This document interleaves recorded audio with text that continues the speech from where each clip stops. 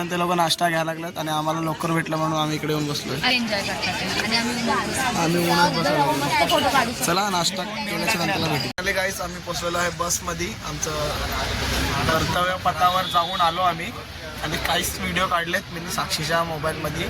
ते फुटेज नंतरला टाकेन मी.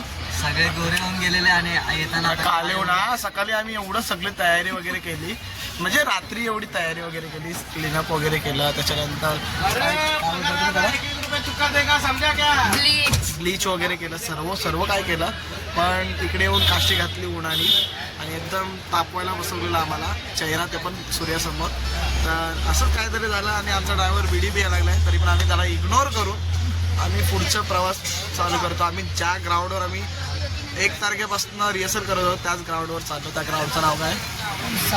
पुसा ग्राउंडचं नाव आहे. आणि ही साक्षी आहे. साक्षी आहे तर हा ही एडी आहे, पण खूप चांगली कंपनी भेटायला लागली मला हिच्याकडनं तर दिल्लीला मध्ये. तर चला भेटूया पुढच्या म्हणजे पुशी ग्राउंडवर. Pusa ground not pushy ground. काय Pusa ground not pushy ground. काय कुठला ग्राउंड आहे? पुसा ग्राउंड. पुसा ग्राउंड. चला बाय.